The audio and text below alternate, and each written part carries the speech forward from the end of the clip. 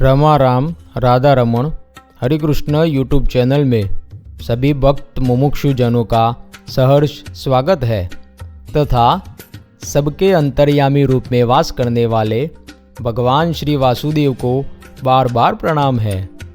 ओम नमो भगवते वासुदेवाय। ओम नमो भगवते वासुदेवाय।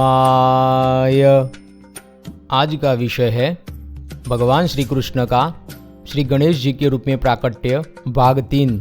जी हाँ दोस्तों, यह भाग 3 है। इससे पहले 2 भाग इस चैनल पर रखे हैं, वह अवश्य सुने, जिससे ब्रह्म वैवर्त पुराण अंतर्गत श्री गणेश जी के प्राकट्य का यह संपूर्ण दिव्य चरित्र महापुण्यदायक कथानक यथार्थ समझ में आ सके।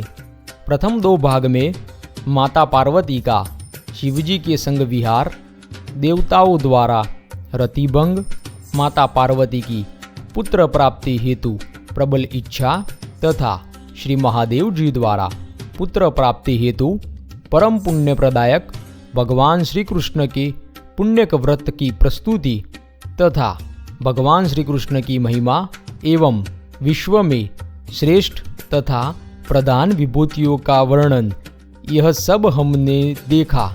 यह सब दिव्य कथानक हमने सुना।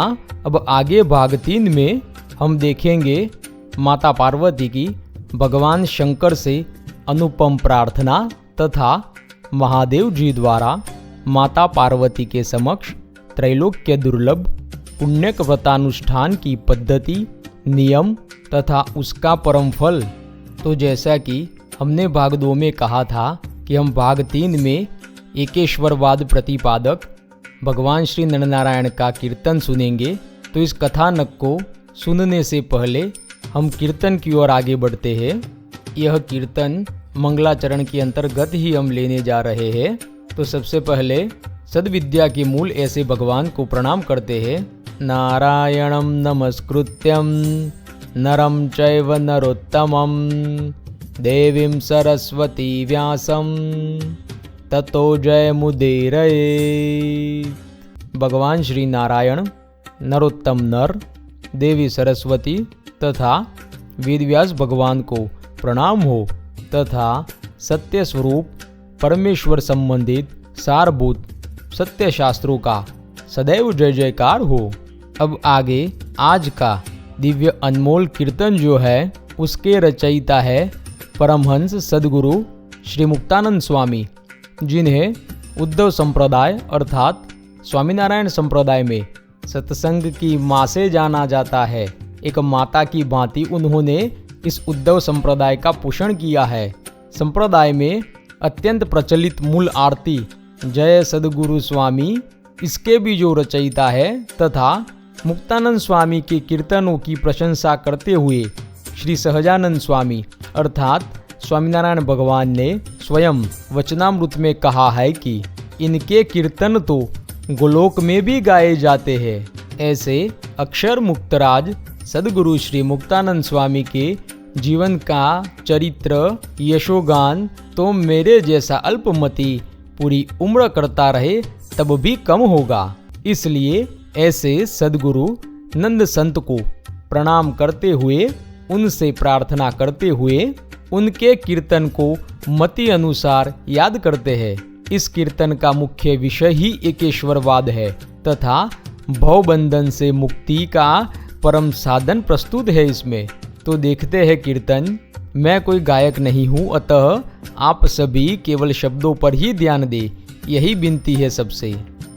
वेद पुराण पुकारे सुनहो सब, वेद पुराण पुकारे नर नारायण देव भज्या बिनु, नर नारायण देव भज्या बिनु भवजल को न तारे। वेद पुराण पुकारे, सुनहु सब वेद पुराण पुकारे। अनंत भुवन के ईश है तद्यपि, अनंत भुवन के ईश है तद्यपि, अधिक भरत खंड राजा। निज तप फल दे भरत खंड मध्य, निज तप फल दे भरत खंड मध्य। करत सबन को राजा, वेद पुराण पुकारे। सुनहु सब वेद पुराण पुकारे। जुग जुग वेद वचन प्रतिपालन, जुग जुग वेद वचन प्रतिपालन। ईश दरत अवतारा, राम कृष्ण आदिक वपुधरी के। राम कृष्ण आदिक वपुधरी के, पतित किए भव पारा।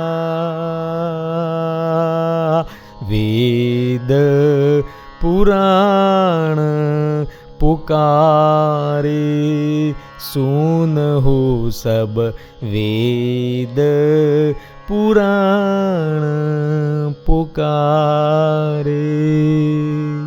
फिर अंतिम पंक्ति में मुक्तानंद स्वामी कहते हैं, एहि प्रभु अकल रूप अवतारी। एहि प्रभु अकल रूप अवतारी। एहि सब अंतर जामी, प्रगट प्रमाण विराजत भूपर। प्रगट प्रमाण विराजत भूपर। मुक्तानंद के स्वामी, मुक्तानंद के स्वामी। वेद पुराण पुकारे, सुनहु सब वेद पुराण पुकारे। इस प्रकार मुक्तानंद स्वामी कहते हैं, जो ऋषिरूप भगवान तप में स्थित है वही भगवान राम है, वही श्री कृष्ण है तथा अन्य अवतार धारण करने वाले स्वयं अवतारी ही है, जो भक्तों की मुक्ति हेतु निरंतर तप में स्थित रहते हुए भक्तों को भी तप में स्थित करते हैं अपने आचरण से। और यह शास्त्रोक्त तप भगवान को समर्पित यह तप ही भगवान की प्रसन्नता का कारण है। यह समर्पित तप भगवान की भक्ति अर्थात भगवान से परम प्रेम से भिन्न नहीं है। ऐसे तप फल प्रदायक सर्वावतारी श्री बद्रीनारायण भगवान को प्रणाम हो। अब भगवान श्री कृष्ण के अवतार श्री गणेश जी सहित पंचदेवों को प्रणाम करते हुए ब्रह्म वैवर्त पुराण से कथानक देखते हैं, जो यही बद्रीपति श्री नारायण भगवान नारद जी के प्रति कहते हैं। नारायण उवाच श्रुत्वा व्रत विधानं च दुर्गा संहृष्ट मानसा सर्वं व्रत विधानं च संप्रष्टुमुपचक्रमे। श्री नारायण मुनि कहते हैं, देवी पार्वती इस व्रत का वर्णन सुनकर अत्यंत आह्लादित हो गई। उन्होंने व्रत का समस्त नियम पूछते हुए कहा, पार्वत्युवाच सर्वं व्रत विधानं मां वद वेद विदाम्बरम्। हे नाथ करुणा सिंधो दीनबंधो परात्पर। देवी पार्वती कहती है, हे वेदज्ञों में श्रेष्ठ, हे नाथ करुणा सागर परात्पर दीनबंधो, आप सभी व्रत विधान मुझसे कहिए। हे प्रभो, इस व्रत के लिए कौन सा फल तथा द्रव्य उपयोगी है? व्रत का काल, नियम, आहार, अनुष्ठान, पद्धति तथा व्रत का फल मुझसे कहिए। अब यहाँ पर माता पार्वती महादेव जी से पुण्यक व्रत की विधि के लिए पूछ रही है कि प्रभु, कौन कौन से द्रव्य और फल इस व्रत में उपयोगी होते हैं? इसका समय क्या है? किस नियम का पालन करना पड़ता है? इसमें आहार का क्या विधान है और इसका क्या फल होता है? माता पार्वती ने पूछा है, कानि व्रतोपयुक्तानि द्रव्याणि च फलानि च समयं नियमं वक्ष्यं विधानं तत्फलं प्रभो। देहि मह्यं विनीतायै नियुक्तं सत्पुरोहितं पुष्पोपहारान् विप्रांश्च द्रव्याहरण किंकरान्। माता पार्वती कहती है, हे देव, मैं विनीत भाव से आपसे प्रार्थना कर रही हूँ, मुझे एक उत्तम पुरोहित, पुष्प चयन करने वाले ब्राह्मण तथा व्रत के द्रव्यों के ले आने वाला भृत्य नियुक्त कर दीजिए। और भी जो विषय मुझे ज्ञात नहीं है, उन सब का भी आप आयोजन कर दीजिए। स्वामी ही स्त्रियों का सर्वतोभावेन स्वामी होता है, अर्थात वह नारी के लिए सर्वप्रद है। फिर आगे माता पार्वती कहती है, पिता कौमार काले च सदा पालन कारक भर्ता मध्य सुत शेषे त्रिदावस्था सुयोषिताम। अब माता पार्वती महादेव जी से कहती है, स्त्रियों की 3 अवस्थाएं होती है, कौमार, युवा और वृद्ध। कुमार अवस्था में उसका पालन पिता करते हैं, मध्यायु अर्थात कि युवा अवस्था में उसका समस्त कार्य पति करता है तथा वृद्धावस्था में उसका पालन पुत्र करता है। यह उत्तम नारी की 3 अवस्था कही गई है। पिता अपनी प्राण तुल्य कन्या को उसके सत स्वामी को सौंपकर निश्चिंत हो जाता है। पति अपनी प्रिया को पुत्र को सौंपकर परम सुखी हो जाता है। जो नारी यथाक्रमेण पूर्वोक्त बंधुत्रय द्वारा पालित होती है, वही पूर्णतः भाग्यशाली होती है। माता कहती है, बंधुत्रय युता या स्त्री साच भाग्यवती परा किंचित विहीना मध्या च सर्वहीना अधमा भुवि। अर्थात जो नारी यथाक्रमेण पूर्वोक्त बंधुत्रय द्वारा पालित होती है, वही पूर्णतः भाग्यशाली होती है। इस स्थिति में जो कुछ ही हीन है, उसे मध्यमा भाग्यवती कहा गया है। जिसे इन तीनों बंधुगण का अभाव है, वह अधमा अर्थात के भाग्यहीना कही गई है। अपने इन बंधुत्रय के पास अर्थात पिता, पति, पुत्र, इनके पास क्रमशः रहने वाली त्रैलोक्य में प्रशंसित होती है। इन तीनों के अतिरिक्त अन्य के आश्रम में रहने वाली को श्रुति में निंदिता कहा है। माता पार्वती यह सब जो कह रही है, उसका मूल प्रयोजन तो पुत्र प्राप्ति ही है, क्योंकि आगे माता अब कहती है, सर्वात्मा भगवान त्वं च सर्वसाक्षी च सर्ववित देहि मह्यं पुत्र वरम स्वात्मनिवृत्ति हेतुकम्। आप सर्वात्मा, भगवान, सर्वसाक्षी, सर्वज्ञ है। आप मुझे स्वसुखार्थ पुत्र हेतु वर दीजिए। मैंने अपने बोध तथा अनुमान के आधार पर आप महात्मा से अपनी कामना निवेदित कर दी। आप सबकी अंतरात्मा के अभिप्राय के ज्ञाता है। आपसे मैं क्या कह सकती हूँ?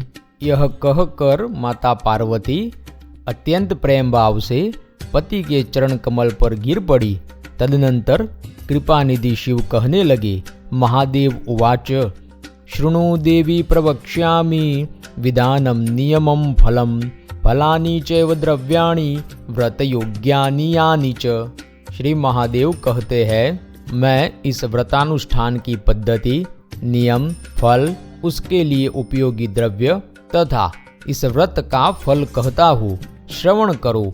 इस व्रत के लिए पुष्प फल चयन करने के लिए 100 शुद्ध ब्राह्मण, द्रव्य ले आने के लिए 100 भृत्य तथा 100 लक्ष दासी तथा वेद वेदांग पारंगत, समस्त व्रतानुष्ठान में निपुण, हरि भक्तों में अग्रगण्य, सर्वज्ञ, ज्ञानी प्रवर तथा मेरे ही समान सनत कुमार को पुरोहित के रूप में नियुक्त करता हूँ। हे प्रिय देवी, यह व्रत शुद्ध काल में नियम के साथ करे। यह व्रतारंभ माघ मासीय शुक्ला त्रयोदशी के दिन नियमतः करे।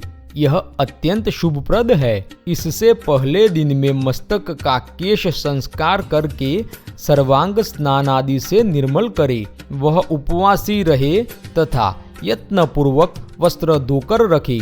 जो व्रती इस व्रतानुष्ठान के प्रति श्रद्धावान है, वह व्यक्ति अगले दिन अरुणोदय बेला में शैया से उठकर मुख प्रक्षालन करे तथा निर्मल जल से स्नान करे।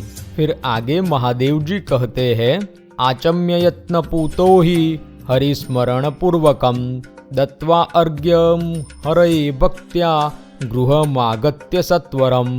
हे देवेशी, तत्पश्चात वह हरिस्मरण करके यत्नतः पवित्र होकर आचमन करे। तदनंतर वह व्यक्ति भक्ति पूर्वक अर्घ्य प्रदान करके शीघ्रता से स्वगृह आए। तदनंतर 2 धुला वस्त्र पहनकर पवित्र आसन पर वह आसनासीन हो जाए। वह आचमन करे, चंदन तिलक लगाए तथा नित्य कर्म संपन्न करे। प्रथमतः पुरोहित का वरण करके स्वस्ति वाचन, घट स्थापन एवं संकल्प करके वेदोक्त व्रतानुष्ठान करे। व्रत के द्रव्यों को नित्य 16 उपचारों युक्त परमात्मा कृष्ण को प्रदान करे। कहते हैं, व्रते द्रव्याणि नित्यानि चोपचारास्तु षोडश देयानि नित्यम देवेशी कृष्णाय परमात्मने। फिर महादेव जी आगे कहते हैं, आसन, स्वागत, पाद्य, अर्घ्य, आचमनीय, स्नानीय, मधुपर्क, वस्त्राभरण, सुगंधित पुष्प, दीप, नैवेद्य, चंदन, यज्ञ सूत्र, कर्पूर आदि से सुवासित तांबुल, ये सब द्रव्य पूजा के अंगरूप है। हे सुंदरी देवी, इनमें से कोई द्रव्य न हो तब पूजा अंगहीन हो जाती है। अंगहीन कर्म तो अंगहीन मनुष्य के समान कहा गया है। अंगहीन कार्य करने से फल हानि होती है। हे दुर्गे, प्रतिदिन 108 पारिजात पुष्प विष्णु को तुम अपने रूप लाभ के लिए प्रदान करना। श्वेत अक्षत चंपक पुष्प 1,00,000 भक्ति भावेन भगवान विष्णु को अर्पित करो। यह हरि को परम भक्ति के साथ अपने वर्ण तथा सौंदर्य के लिए अर्पित करो। अक्षत कमल पुष्प 1,00,000 हरि को भक्ति के साथ अपने मुख सौंदर्य हेतु प्रदान करो। फिर आगे कहते हैं, व्रती नारी 1 सहस्त्र अमूल्य रत्न जड़े दर्पण नारायण को अपनी नेत्र दीप्ति हेतु प्रदान करे। हे देवेशी, कृष्ण को भक्ति के साथ 1,00,000 नील कमल देना चाहिए। इससे नेत्र का रूप सुंदर होता है। प्रभु को केश सौंदर्य पाने हेतु हिमालय पर्वत पर उद्भूत 1 लाख सफेद चामर केशव को प्रदान करे। नासिका के सौंदर्य वर्धनार्थ भगवान गोपीश्वर को अमूल्य रत्न से बने 1000 पुटक प्रदान करे। अपने सौम्य ओष्ठ तथा अधरों की वर्ण सुंदरता के लिए राधेश्वर को 1 लाख बंदूक पुष्प प्रदान करे। हे पार्वती, दांतों के सौंदर्य हेतु गोलोकनाथ को 1 लाख मोती देना चाहिए। हे शैलपुत्री, यह सब भक्ति के साथ देना होगा। फिर आगे कहते हैं, रत्नगेंदु कलक्षम च गंड सौंदर्य हेतवे महेश्वराय दातव्यम व्रते शैलेन्द्र कन्यगे रत्नपाशक लक्षम च देयम ब्रह्मेश्वराय च उष्टादह स्थल रूपाय व्रति प्राणेशी भक्तित। महादेव जी कहते हैं, हे शैलकन्ये, भगवान से कपोलों के सौंदर्य लाभ हेतु व्रत अनुष्ठान काल में परमेश्वर को 1 लाख रत्न पूर्ण गेंद प्रदान करे। हे प्राणेशी, कृष्ण को ओष्ठ के निचले भाग के सौंदर्य हेतु व्रत काल में इन ब्रह्मेश्वर को भक्ति सहित 1 लाख रत्न पाशक प्रदान करे। फिर आगे महादेव जी कहते हैं, भगवान से कानों की सौंदर्य वृद्धि हेतु इन सर्वेश्वर को रत्नों के सार भाग से निर्मित 1 लाख कर्णाभूषण देना चाहिए। इनसे स्वर सौंदर्य लाभार्थ इनको रत्नों के बने 1 लाख कलशों में मध्वासव अर्थात माधविक भरकर प्रदान करे। इससे इन विश्वेश्वर से स्वर सौंदर्य लाभ होगा। हे देवेशी, कृष्ण से वाक्य सौंदर्य पाने हेतु इनको 1000 रत्नों के बने सुधा भरे घटों को प्रदान करे। किशोर वेशधारी कृष्ण से दृष्टि सौंदर्य पाने हेतु गोप वेश में शोभायमान इन प्रभु को 1 लाख रत्न प्रदीप प्रदान करे। फिर आगे कहते हैं, इन गोरक्षक प्रभु से गले की सुंदरता पाने के लिए दतुरा पुष्प के आकार वाले रत्न पात्र 1 लाख की संख्या में इनको प्रदान करने चाहिए।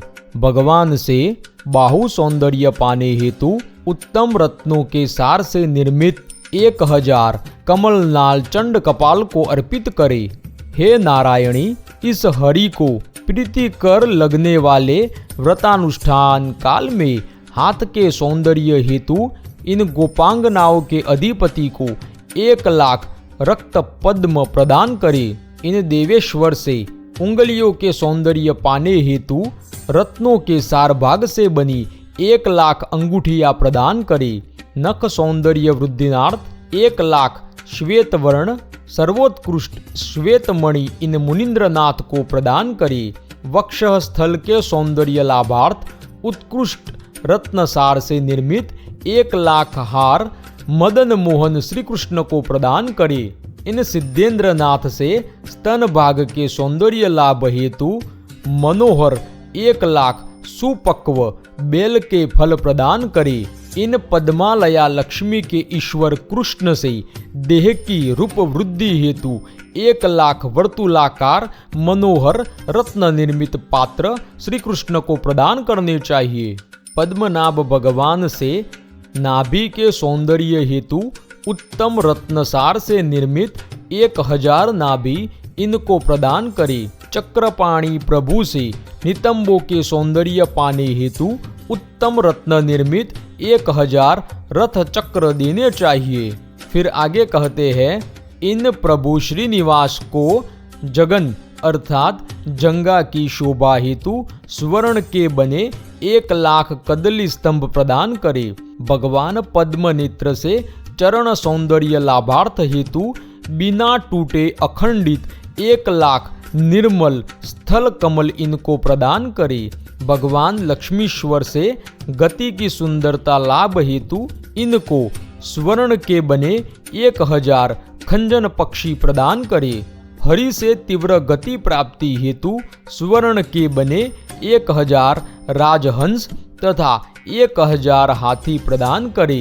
नारायण से शिर के सौंदर्य पाने हेतु इनको विचित्र रत्नों के सारभाग अर्थात खान से निकले रत्नों की कटाई छटाई तराशने से तात्पर्य है। ऐसे निर्मित 1 लाख छत्र प्रदान करने होंगे।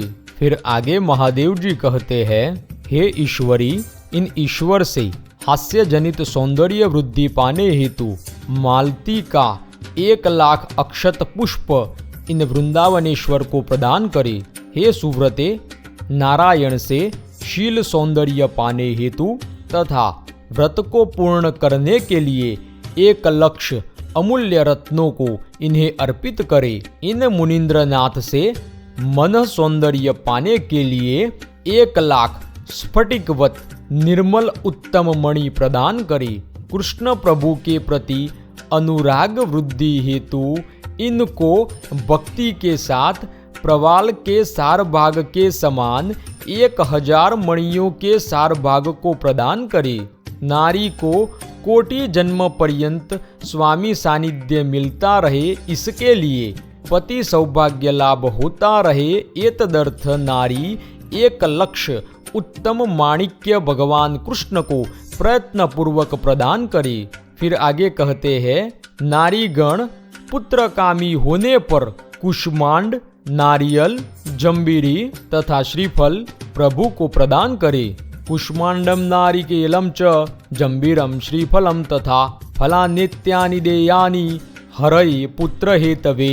फिर आगे कहते हैं, स्वामी की असंख्य जन्म पर्यंत धन वृद्धि होती रहे, इसलिए 1 लाख उत्तम तराशी रत्न कृष्ण को यत्नतः प्रदान करे। यहाँ पर पुण्यक व्रत में महादेव जी ने विविध प्रकार की कामनाओं हेतु विविध प्रकार के उपाय बताए हैं, जैसे कि सौंदर्य वृद्धि, समृद्धि वृद्धि, पति सौभाग्य, जन्मों जन्म पति का सानिध्य, पुत्र प्राप्ति, कृष्ण प्रीति इत्यादि। अब आगे वर्णन करते हुए कहते हैं, नारी व्रत द्वारा संपदा वृद्धि हेतु श्री हरि के समक्ष नाना प्रकार के वाद्य, झांझ, कांसे का मंजीरा, ताली आदि बजाए। वाद्यम नाना प्रकारम च कांस्य तालादिकं परम व्रते संपत्ति वृद्धयर्थम श्री हरिम श्रावयेद व्रते। फिर आगे कहते हैं, स्वामी की भोग वृद्धि हेतु पत्नी पायस, मालपुआ, बड़ा, घृत, शक्कर मिली खीर भक्ति भाव से हरि को प्रदान करे। हरि भक्ति वृद्धिनार्थ हरि को भक्ति के साथ सुगंधित पुष्पमाला जो क्षतिपूर्ण न हो 1 लाख प्रदान करे। हे दुर्गे, श्री कृष्ण की प्रीति पाने के लिए नाना प्रकार के नैवेद्य जो स्वादिष्ट तथा मधुर हो उनको प्रदान करने चाहिए। नैवेद्यानि च देयानि स्वादूनि मधुराणि च श्री कृष्ण प्रीति प्राप्त्यर्थम दुर्गे नानाविधानि च तथा नानाविधानि पुष्पाणि तुलसी संयुतानि च श्री कृष्ण प्रीतये भक्त्या व्रते देयानि सुव्रते। महादेव जी कहते हैं, श्री कृष्ण की प्रीति पाने के लिए नाना प्रकार के नैवेद्य जो स्वादिष्ट तथा मधुर हो उनको प्रदान करने चाहिए। हे सुव्रते, कृष्ण को प्रीति के साथ भक्ति पूर्वक अनेक प्रकार के तुलसी युक्त पुष्प देने चाहिए। फिर आगे कहते हैं, व्रती को चाहिए कि वह नित्य 1 सहस्त्र ब्राह्मण गण को भोजन कराए, इससे जन्म जन्म में उसकी फसल की वृद्धि होगी। हे देवी, कृष्ण भक्ति की वृद्धि हेतु प्रतिदिन 100 पुष्पांजलि पूजा की पूर्णता के लिए देकर 100 बार भगवान को प्रणाम करे। फिर आगे कहते हैं, क्रमशः व्रती नारी 6 मास तक हविष्यान्न, 5 मास तक फल, 1 पक्ष पर्यंत हवि तथा 1 पक्ष तक मात्र जल पान करके रहे। व्रत काल में नित्य रत्न के 100 दीपक सतत जलाए रहे। रात्रि में कुशासनासीन होकर व्रत काल पर्यंत रात्रि जागरण करना होगा। जागरण से व्रती को ज्ञान वृद्धि होती है। फल मूल भोजन से सुबुद्धि लाभ होता है। व्रत काल में व्रती को चाहिए कि वह लोभ, मोह, काम, क्रोध, भय, शोक, विवाद का त्याग करे। हे देवी, व्रत शुद्धि हेतु काम भावना, काम क्रीड़ा का स्मरण, उसका वर्णन, काम क्रीड़ा करना अथवा उसे देखना यह त्यागे। गोपनीयता से बातचीत, वक्तव्य देना अर्थात काम संबंधित बात, वक्तव्य आदि का त्याग करे। काम संबंधित संकल्प, उसके संबंधित प्रयत्न, संभोग आदि इन सब प्रकार के मैथुनांग का कलह, इसका त्याग करके शुद्ध रहे। इन सब को त्यागने से व्रत वृद्धि होगी। विविधम मैथुनम त्याज्यम व्रतिना व्रत शुद्धये, कलहश्च परित्याज्यो व्रते क्रीड़ा विवृद्धये।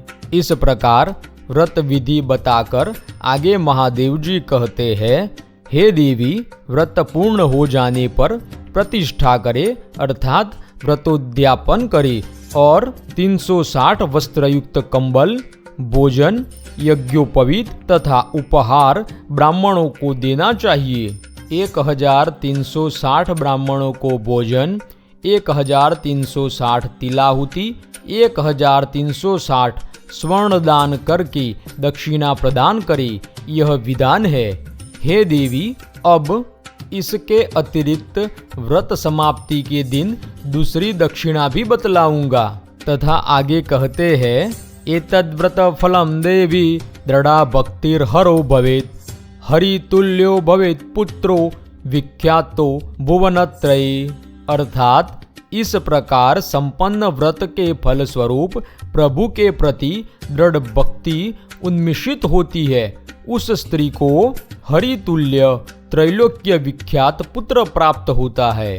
फिर आगे महादेव जी कहते हैं, उसे सौंदर्य, पति सौभाग्य, ऐश्वर्य, प्रबुद्धन, सर्व अभीष्ट सिद्धि रूपी बीज की जन्म जन्म में प्राप्ति होती है। हे देवी महेश्वरी, मैंने यह व्रत कह दिया। हे साध्वी, इसे संपन्न करो, तुमको पुत्र लाभ अवश्य होगा।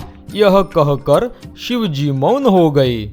एक बात यह ध्यान में रखनी चाहिए कि विद्वान कहते हैं कि यह व्रत पार्वती देवी के लिए ही कहा गया है। इसका साधन पृथ्वी पर के सम्राट भी नहीं करा सकते। समग्र धरती पर इतना धन रत्न इत्यादि है ही नहीं। जो पुष्प आदि जिस मात्रा में कहे गए हैं उनका उस मात्रा में मिलना असंभव है। अतः यह व्रत मात्र देवी हेतु ही है। अब इसी वचन के साथ आज का यह कथानक समाप्त करते हैं तथा इसमें भाषा दोष, प्रमाण दोष तथा उच्चार, अनुवाद आदि में जो भी त्रुटियां हुई हो उसके लिए हम आप सबके क्षमा प्रार्थी है। मिलते हैं अगले वीडियो में, तब तक के लिए सबको रमा राम, राधा रमन, हरि कृष्ण, हरे हरे।